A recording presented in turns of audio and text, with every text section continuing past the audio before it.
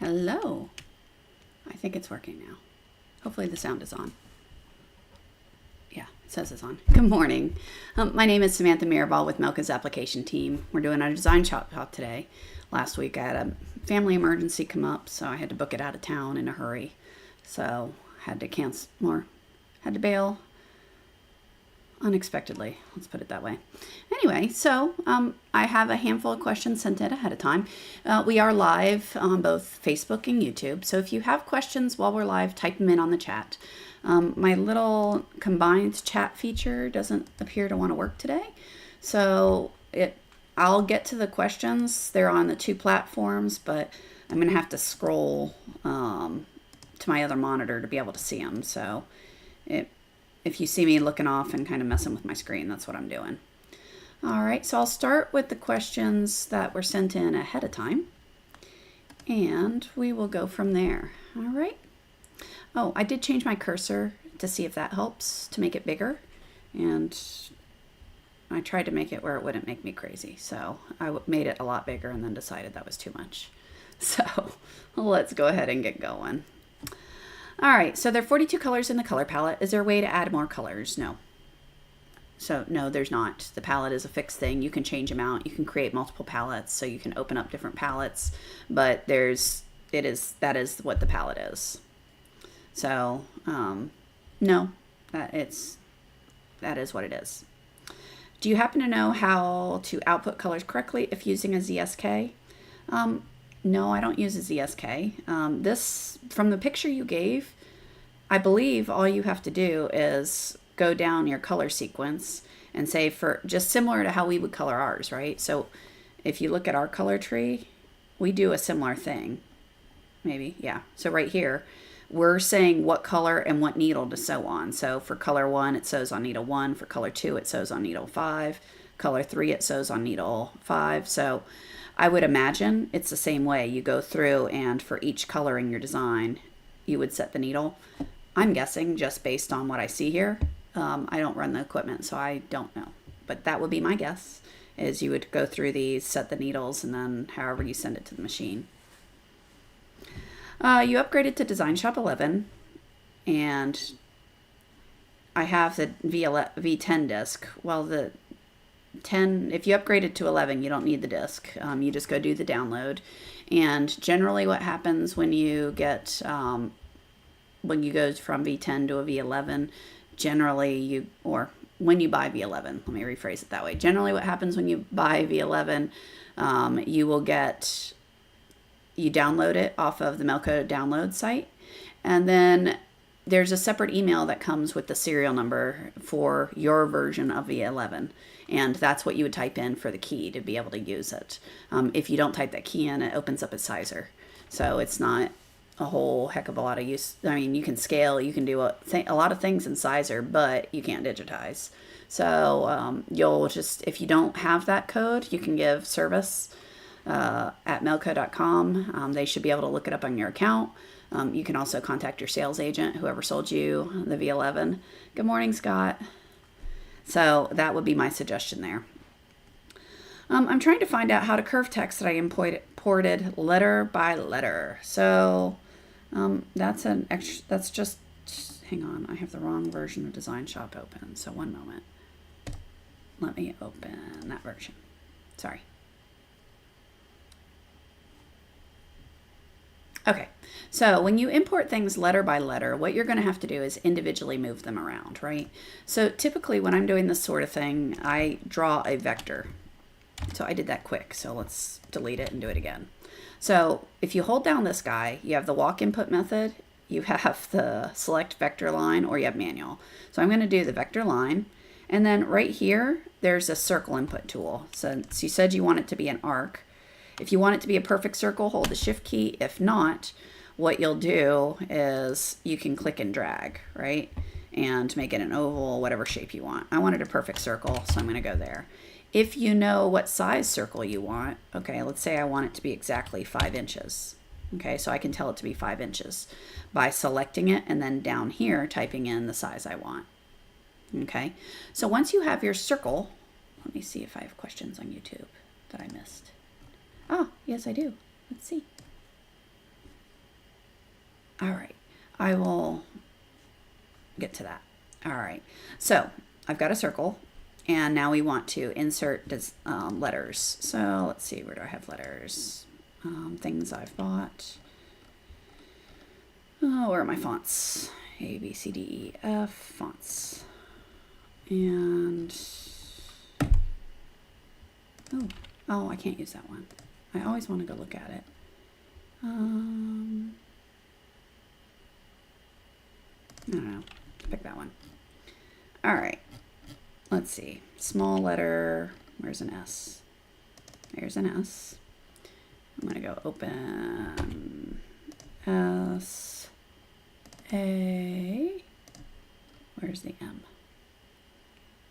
A, B, C, D, E. There. Okay. All right. So I got letters. Okay. So what I'm going to do is I'm just going to go copy, Control C. Go to my other one, Control V, hold my Control key, move it over, select both of those, Control C, go to my third one, paste it in. Now I can select all three of these, copy, and go to my circle and paste it there. All right, I could have brought them all into this file using Insert. I did not, so I just opened them, and that is why I did that. Okay, so once you have this, now we want to curve them.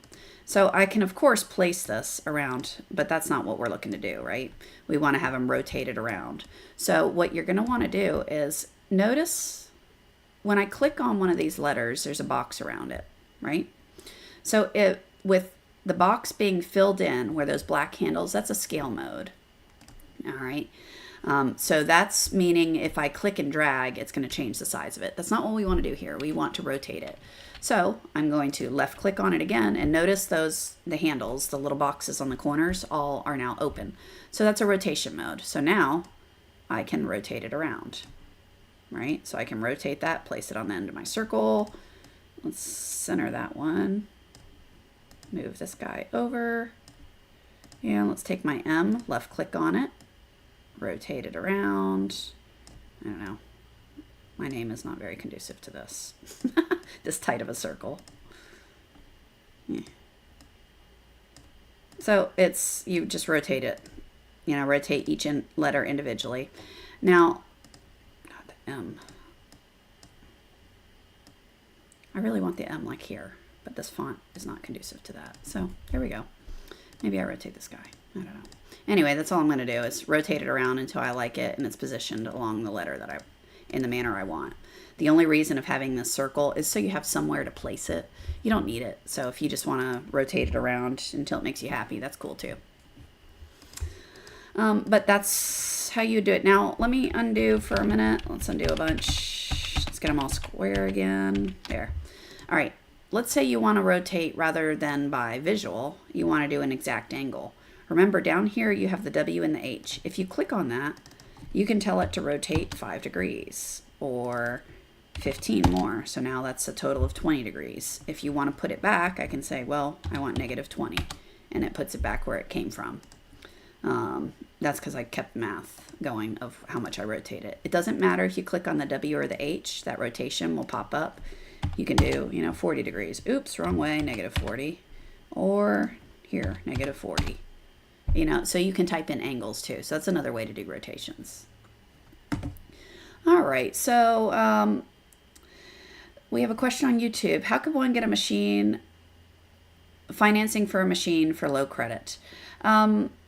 I believe there are different finance companies that do different things. The best suggestion I would have is talk to the sales agents. A lot of them have a library of lenders that they know work with different credit scores. I bought that thing last year.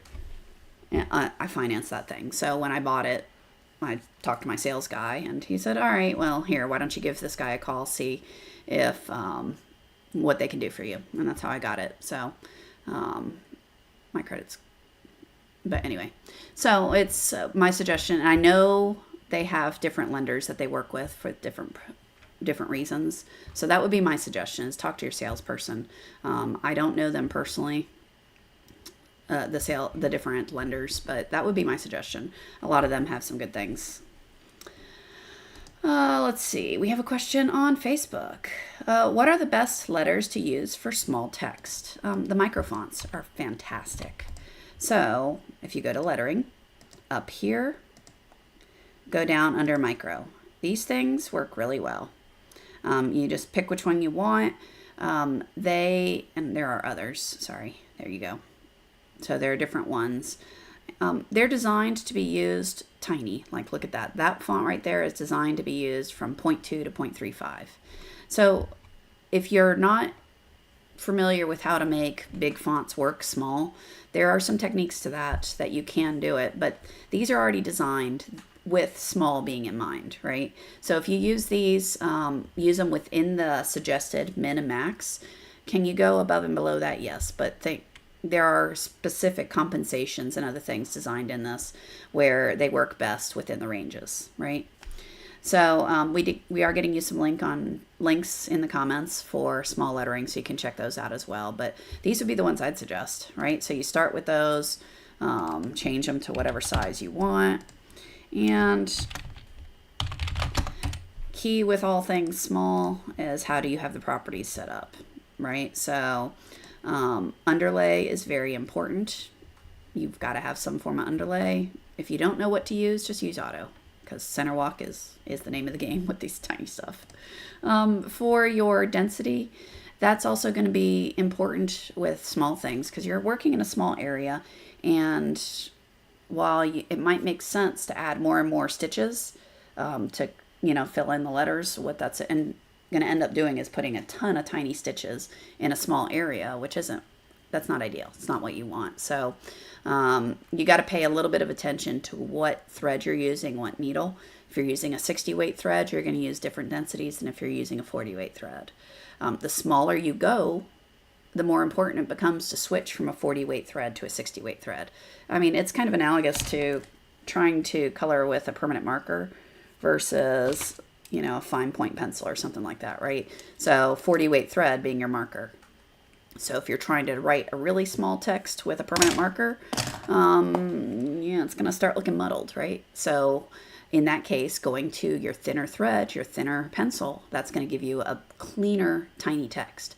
So I think they even make a 75 weight thread, which that's a lot of fun. You can do some tiny stuff with that. But it's, the smaller it goes, the thinner the thread becomes, so you can get more detail, but you also have to adjust your densities. The manufacturers of the threads do have recommended densities, so you can always look that up. But, if you're using a 40 weight thread, a 4.0, if you go down to a 60 weight thread, I don't know, a 3.3 maybe, 3.2, maybe a 3, somewhere in there. Go down to a 75 weight thread. It's going to be smaller than that. I don't remember. I don't use that one often. I always look up what the manufacturer recommends and play around. So, there's that. Let's see. So that was on Facebook. Let's jump to YouTube. We got a YouTube question. Can you explain end caps per puff embroidery? Sure. Let's see if I can get a picture for you. Milco-service. I bring it over here so you guys can see these resources. So under this FAQ thing, if you search for puff, there's cute little articles, all right? And there's videos on there. There are sample files that you can study. Right here, there's this digitizing steps, right? So if I go up, there's lots of cool info in here. But let's see. There we go. All right. So the key to puff is making sure you have needle penetrations all the way around your edges, right? So if you're sewing this way, this edge has no stitching on it. So you've got a cap underneath it so that when the stitching comes over, the puff is cut, right? So if I just do needle penetration side to side along this, that way, that's cute, except now I'm going to have a messy end right here. Okay, so this is where you've got to think about how you're doing it and put little caps like this in here. So all this is a column stitch that is basically getting your needle penetrations along this edge. And you've got to, you can't just run a stitch. It's got to be a satin stitch, right? So that's what this purpose is. It's capping that end. So when you come back over it, it ends up with these stitches will give you your top stitching, which is what you end up seeing, but you don't end up with a big old piece of puff here that looks awful, or an end that looks awful. All right, so when you're dealing with puff, you've got that. You can cap the end like that, or you can pinch the ends. I think they have an example in here. Or do we not? I thought we did. So that was cap. Where's the pinch? Oh, a pinch isn't here. Okay, so let me go show you a pinch. Oh, that's nice. All right, so a pinched end. I don't know. Imagine we're doing a T. All right, so I'm just going to draw a T so we can look at it. Oh, that's a really tiny T. We're not doing a tiny T puff. I'm going to operations, convert to vector. There, I got a T.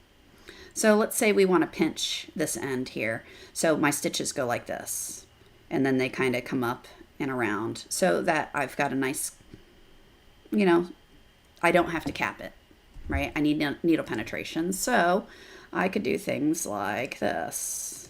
It's not going to give me, oops, backspace. Got to get this corner. Backspace again. Let's just try that again because, wow, that was magic. I'll clean that up in a minute. So I'm going to hold the control key, the alternate key. Yeah, alternate key to lock it straight up, over, there, there, there, there. I'm just going to do that for now. Okay. So 3D. This is too big. We need to make it a satin stitch. I'm just going to scale it down. This is what happens when I don't actually look at the size of stuff before I start. All right. So that's another way you can deal with ends, is you can pinch the ends, if you will. Now, notice it's not quite as, you know, I've got to move this around because I didn't do it very well, but there. So now I've got stitches running along there. They kind of twist up to go straight. So you can either pinch your ends, and that way I get needle penetrations all the way around, or I can go side to side and then I have to cap underneath there. So that's kind of the two ways you manage your ends on caps. But the key thing to think about is all the way around your shape, you've got to have a ton of needle penetrations. That's just how you have to do them. There are some puff fonts digitized in here. So if you want to study how they're digitized, you can always look at those. So there's a few right here. You can look at a script version and a regular and kind of just look at how they're digitized. So if you're trying to learn puff, that's another place. The sample designs on the FAQ, or you can pull up those fonts and play with those. Robert, did that help any? All right. I don't see, making sure because I have to look for comments manually. I don't see any of those typed in yet. Cool. So we did get you the link to the article I pointed out. All right, back to my questions. So we did that. Chain stitch. Can we do this with our software? Yeah, you can. You got a few options with chain stitches, right? So awesome. I'm glad that helped. All right, I'm going to delete my mess. Let's see. There we go. Deleted my mess. Chain stitch. So what do we have here?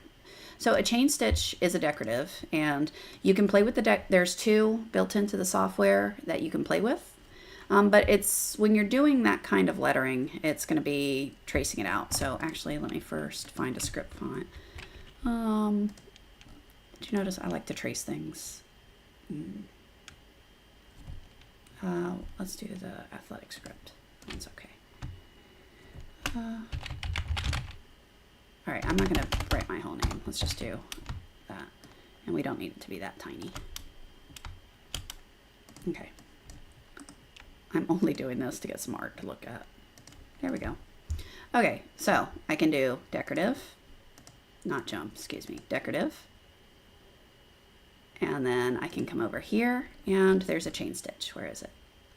Right there. So chain stitch. These two you don't have, I made those. So there's a chain stitch that comes standard, and there's also a small chain. Where is small chain? There it is. So small chain. So you got two of them.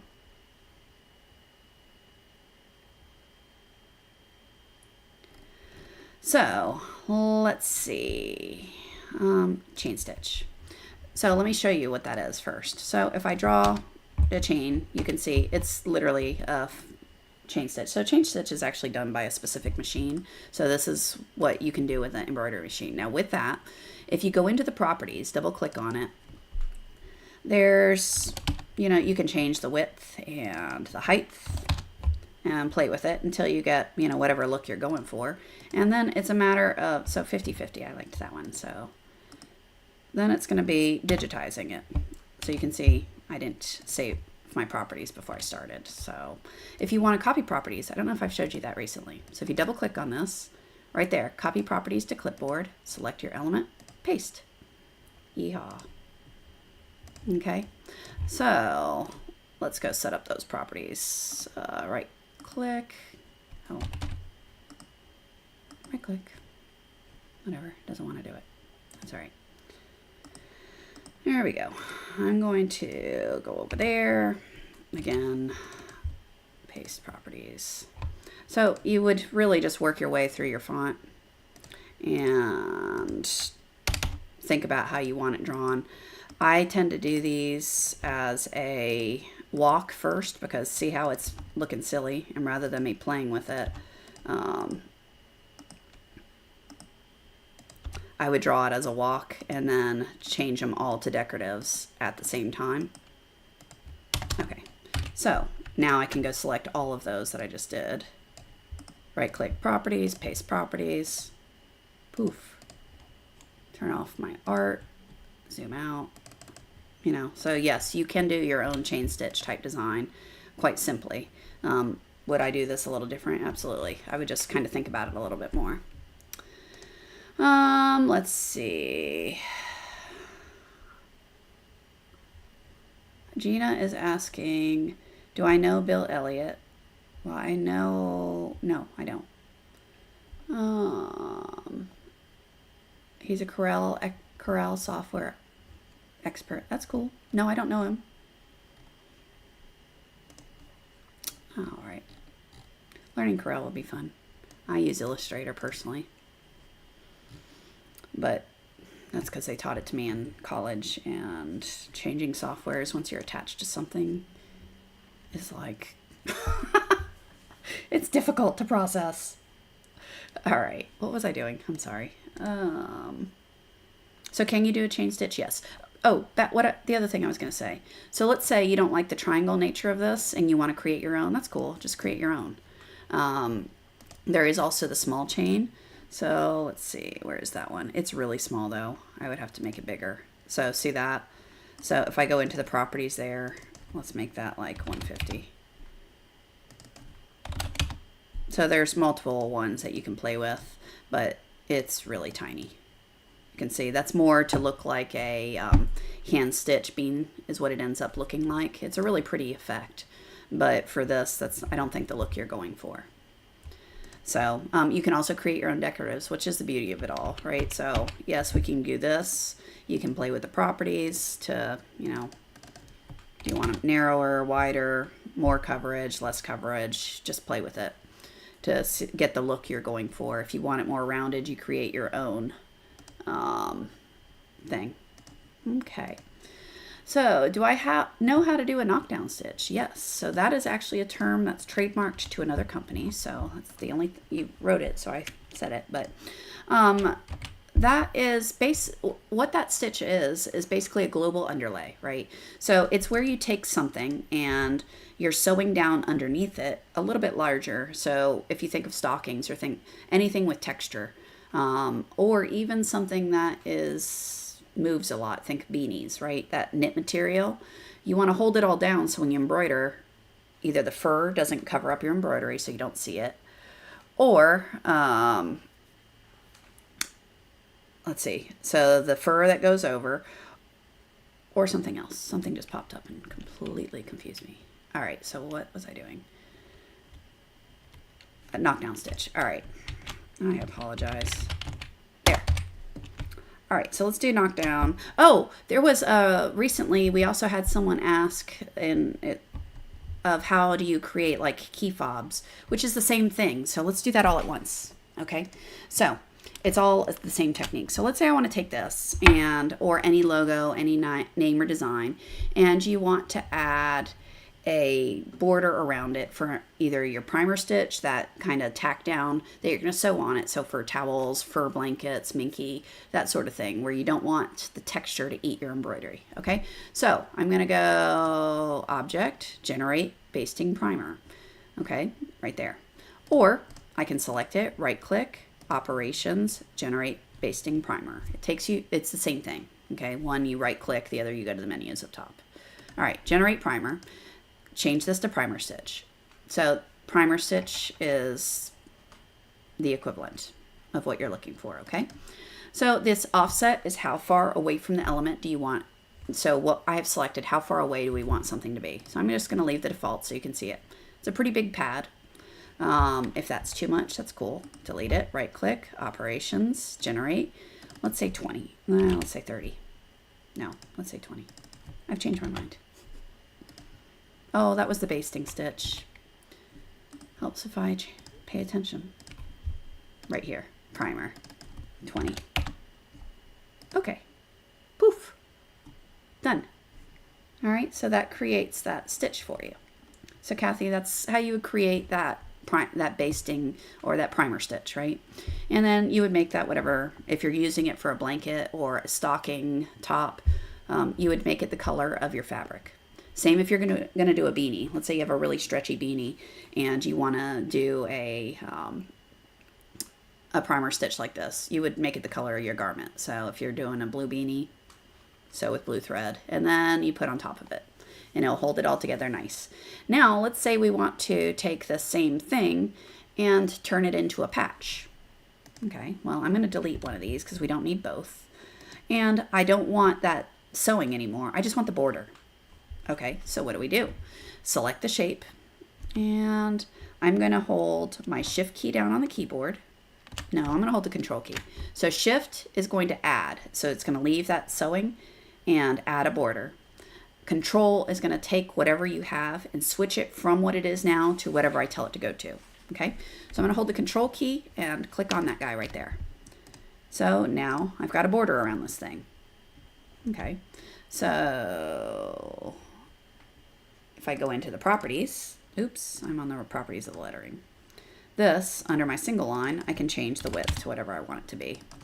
So, all right, so that creates a border for it. So if you want to turn a name into a patch. Now, if we want to use this as a key fob, well, you can take the same thing and set it up as steps, right? So I know what someone else did was they put a little piece of ribbon hanging off with a, I think Gina, I believe, posted it. So they took a piece of ribbon. So let's do it. I take my, I know this is what I'm going to want. And let's say I'm going to want a piece of ribbon with the split rings that the keys go on. There's the term. So I want a piece of ribbon hanging here, and I'm going to put the split ring hanging off over here. All right. So I need a placement stitch of where my ribbon's going to go. Okay. Oh, we don't want a decorative. We want a normal. All right. That's going to go underneath the fabric, right? So I get my placement stitch. This is really tiny. Let's say I'm going to use 1/2 inch ribbon. Okay, so I'm going to put a placement stitch there. I'm going to cut me a piece of ribbon. I would recommend singeing the ends so it doesn't unravel. Put your split ring on it, fold it in half, tape it down to your thing. And so step 1, that's where it's going to go. Then I'm going to take my ribbon. I'm going to I'll draw it for you as a rectangle. So let's say there's my ribbon, folded in half, my split ring hanging out over here, taped down to my stabilizer. I'm going to lay it there across that line I just drew, and that's cool. Now I'm going to take this line, copy and paste it again. I like doing a bean stitch, and then I also, this is just me, I like things secure. So do you have to do this? No, I just like doing this. So I always like doing a tack stitch on any thing that's going to hold load. So it's kind of like a bar tack if you've ever seen those machines that do bar tacking. So that's just my preference. So this is going to be a second color. So these 2 steps right here, I'm going to select those and make it another color. Okay, so basically I'll put my placement stitch, stop the machine, lay down my ribbon with my little circle over here, hit start, sew it down. Now you're going to take your vinyl or fabric or whatever you're going to sew on, and you're going to lay it on top of this thing. All right, so now I'm going to grab me a big old piece of vinyl. Let's say it's going to be green, and we're going to lay it across. Now, if you don't know how big to make it, let's say you want a placement stitch for that. That's cool too. So I'm going to copy, paste. I'm going to take this guy here, convert it over into a normal walk. So there. So let's review. What did I just do?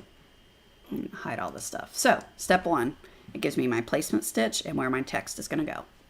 Then I'm going to pause the machine, take my ribbon, and tape it in place. Poof, there, it's taped down. I'm going to hit go, and I'm going to sew this. It's just going to hold that ribbon in place. My tape is still hanging off with the circle over here. And now I can copy, paste, lay down my fabric, and sew the step. All right. And then I probably would just do the full border. No, we want that one last. There we go. Then I do this guy. All right, so it says the name. Now I'm going to go get vinyl, put it underneath my hoop to cover up that back side, and tape it, pin it, all of that good stuff, and run this step. Now you can grab your scissors and cut this out, right? Making sure you don't cut your ribbon. And you got a little hanging name tag. Cool? That's how it's done. So you can do that with any logo. Your customers' logos. That's, I think, what Gina was showing. Gina, was that you? I think it was. Anyway, yeah, but you can make all kinds of stuff, and make one for your if you've got a big order for a client, make it as a thank you. You maybe they order a bunch. There you go. All right, let's see. So Kathy covered that. Hopefully that helps, and we did get you the link on basting. Is this how you sew those rope style designs? Yeah. So rope designs are done with decoratives too. So I got a decorative, and in here, where's the rope? A, B, C, D. All right. They go different ways. That's one I created. These come. But yeah, you've got different rope options in here. So you got rope 1, rope 2. So it helps if I change it to rope 2. There you go. So it's just different sizes for different looks. What was my other one? I think it's really similar. Yeah, it's pretty much the same thing. So the one I created is no better. There you go. I created that one before these were in the software. All right. So yeah, you would just, trace around what you want using that. Why won't some of my commands show up like break object? So some of them are level dependent. If you have the highest level, then it's you got to know how they're used, right? So break object is going to be like, it depends on what object you're selecting of how it works, right? So if I have a fill, shape, oops, start, stop, stitch direction, there. Now I have a fill shape. I can insert splices, however you want them. Okay, so I've got some splice lines in there. And now if I want to break that object, right click, operations, break object. Okay, so it will break them because that's how it works with the fill, right? Okay, well, what if I have a line? Well, break object's not going to work. There are no splices to go on. You will use a different command. Right there, it's split element at selected point. So it's a different command, but it does the same thing. It splits this into 2 pieces. So it's not that it's not available, it doesn't work for that particular function. Okay, so it's different depending on what type of element you have selected. Okay, did that help, Sherry? Okay. Another one I've seen people do is they'll click 2 points like this, and then they'll try to break object, break object, and it doesn't do anything because that's not how that works. How it would work for this, if you select those 2 points, it's split element, not break. The break is when you have the splice lines and you're splitting apart things. Here, I select the 2 points, hold this guy down, the circle, that split element, a selected point. There you go. Now it's split apart into two things. Okay, so it's just a matter of understanding which thing goes with what you're trying to do. Whether you're trying to split something or break it. Breaks are associated with splices and kind of splitting apart these splice lines. Okay, hopefully that helps some, Sherry. And SNC, I showed you the rope.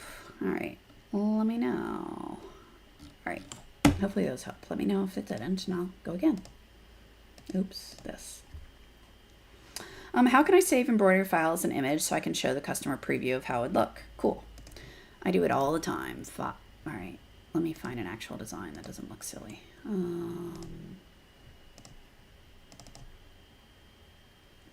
Designs, legacy. I'm gonna open that one. All right, so what do? I want to save this off as a preview for my client. Oh yeah, all right, I'll get to you. I'll show you that one in a minute, Sherry. File, save as. Right here. Change the save type as JPEG. Say save. I'm replacing it. So let's go look at what that just did. There we go. Right there. Wrong screen. So it saves it as a rendering. I have my DPI set really low, but it'll save it as a rendering for you. So all you have to do is do a file save as, and there it'll be. Okay. So that'll create mockups. I do them all the time.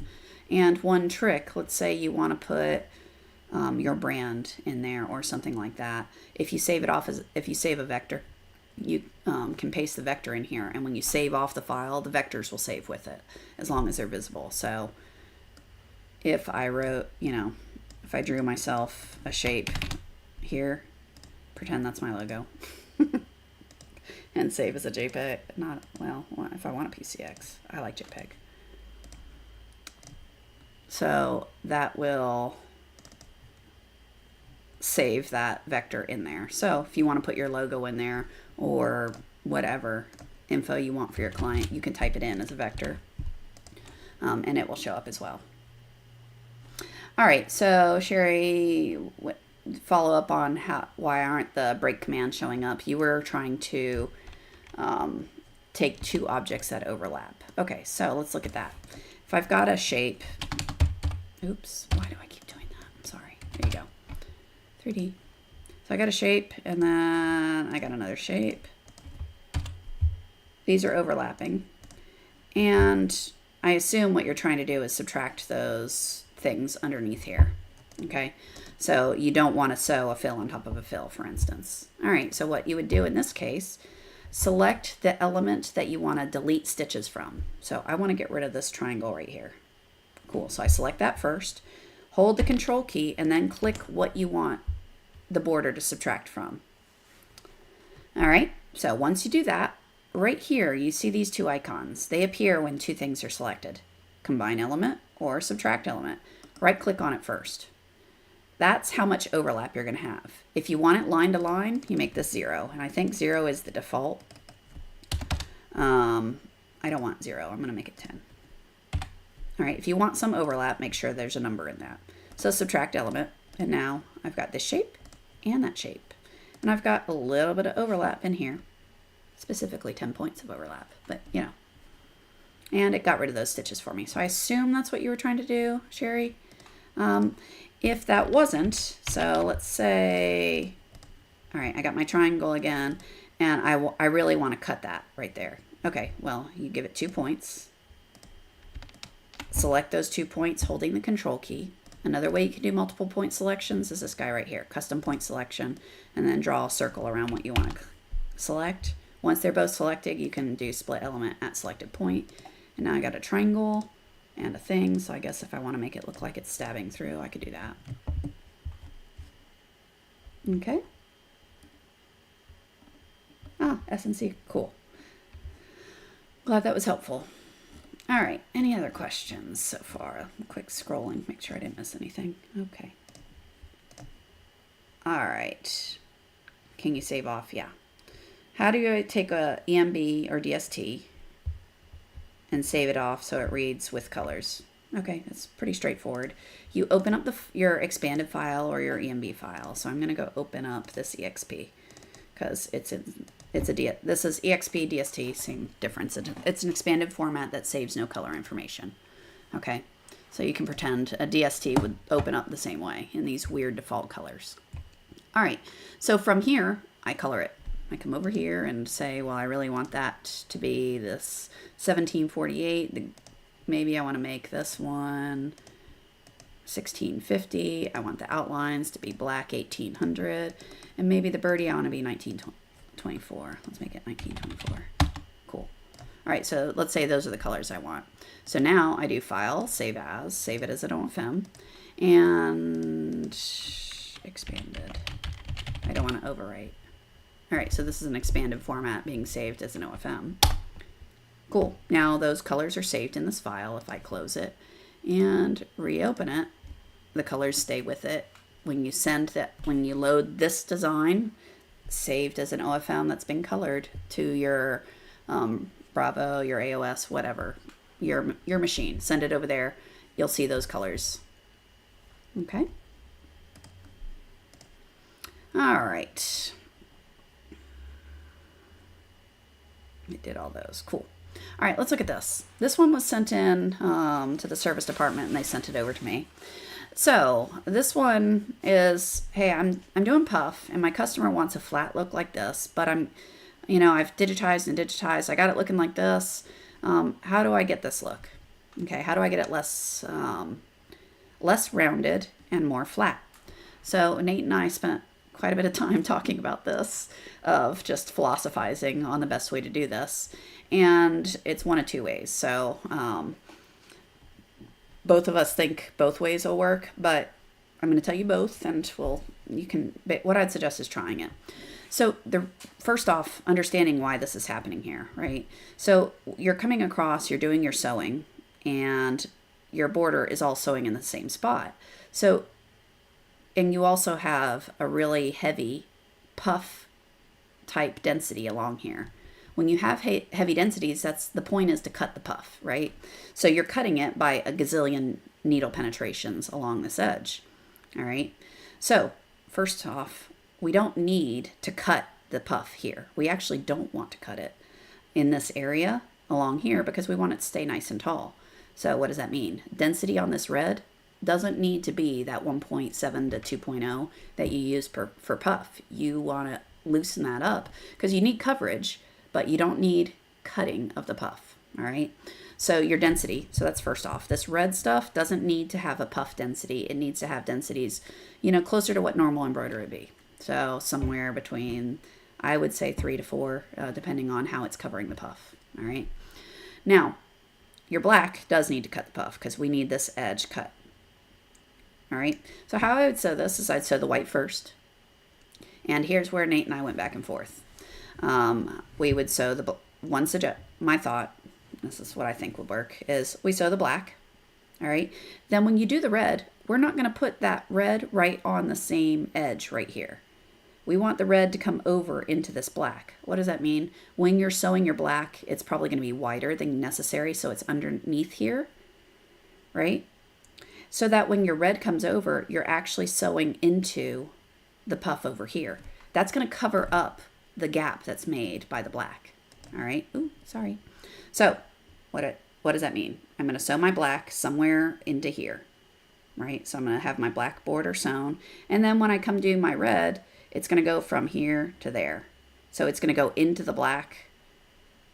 So basically, in order to do that, you got to make this larger because you want to match their design, right? So the black comes into here. And then when the red goes, and the black on this side comes into here. So in the red, it's coming across the gap and not into the same spot. All right, so my thought was white, black, red. Nate's suggestion was white and then red, then black. I can talk myself into both ways. Both ways working. So it's, I would try both. My only thought was doing the red. The red's going to be more open, right? So you're going to have a lighter density along there. And then when the black comes across, it's going to be into the red. I just worry that the heavy density you need to cut the needle penetrations along here are going to end up causing a divot into that red that you've already sewn. Okay. The only trick that the other consideration to think about on this one is going to be, if you notice here, you want the stitch directions pretty close, but if they're if the red is directly in line with the black, sometimes you can get this weird feathery thing going between the stitches here. So if you're starting to see that, I would suggest putting an edge walk along here. That'll give it a piece of thread to rest on so that you're not seeing that effect. So that would be the only, and you can kind of see it's doing that weird feather thing along here. So it's stylistic, right? If you want that, then line it up and you'll get that feather effect by default. Okay, so like I said, we talked about it for quite a long time of different techniques, but bottom line, you don't want the stitching to nail right along here. You need an overlap into an area that's to cover up that gap. And then you need to not hammer it to death, because your goal with that red is not to cut the puff. The black is cutting the puff. The red is just covering that area. Okay? Hopefully that helps some. So yeah, the edge walk. So what your edge walk is going to do, let's see. Yeah, so an edge walk is really good for cleaning up the edges of elements, right? So if I take this, I'm going to make it wider and I'll zoom in to kind of explain it, right? So let's say I'm sewing this and I'm sewing it on some performance wear, for instance, that has the performance wear, some of that dry fit stuff has some bizarre textures to it. And the edge of my element, my top stitching, doesn't, it looks clean here, but when it's actually sewing, it ends up looking jagged. And if you really look up close, you'll notice it's actually sewing in a straight line. It's the texture that's pushing the thread.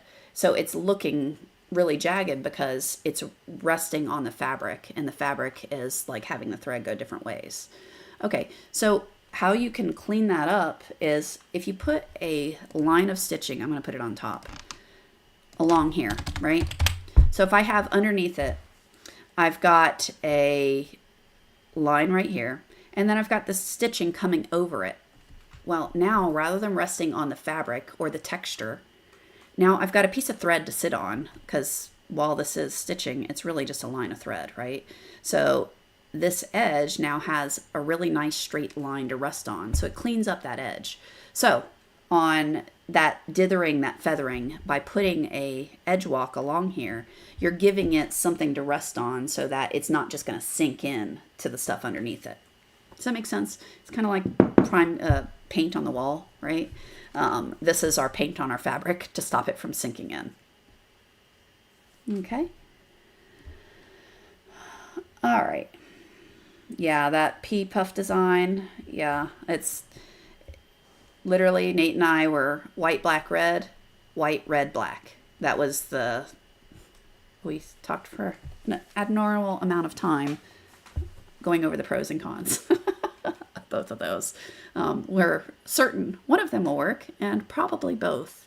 But personally, I would try white, black, red. But that makes most sense to me. All right. Anyway, edge walk is very helpful for not only, it's basically, I always think of it as cleaning up edges, because you're giving it something for that top stitching to rest on.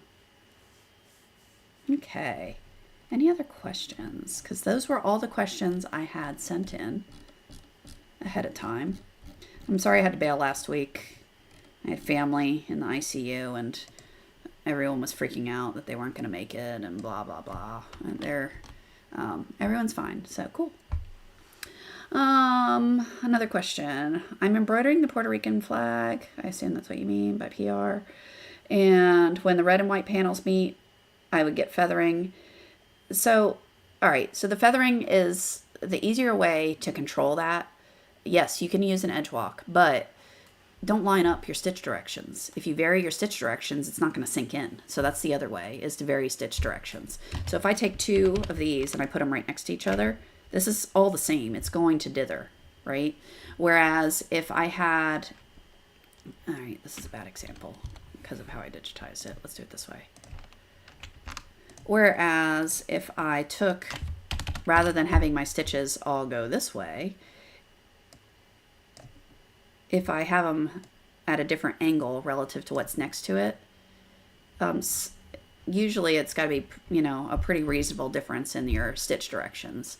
That also will help. So yes, your edge walk is going to be a technique for to stopping that. The other is vary your stitch angles, particularly if you've got fill areas next to one another. There's no reason that you should need to have them all being the same, right? All of that versus changing the properties. Well, let's do it visually right there. So there's my stitch angle currently. Well, I can vary it that way. Okay, so that's another one, is vary your stitch angles. That's another technique in your tool belt.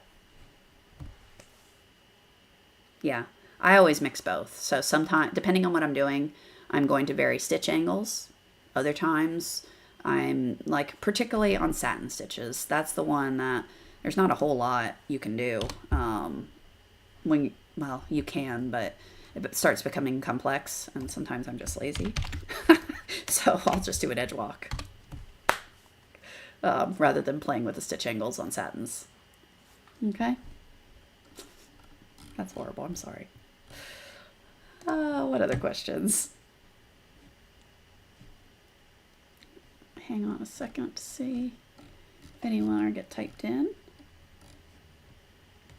All right. Okay. So let's see.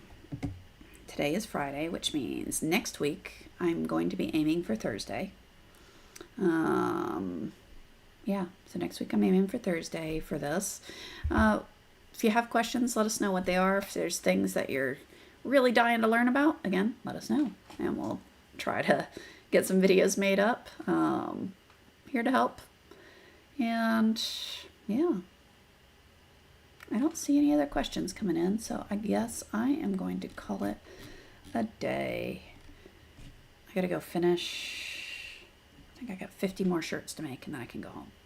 So I've been doing production for a client, so I'm on the last 50 of roughly 400. So hee-haw.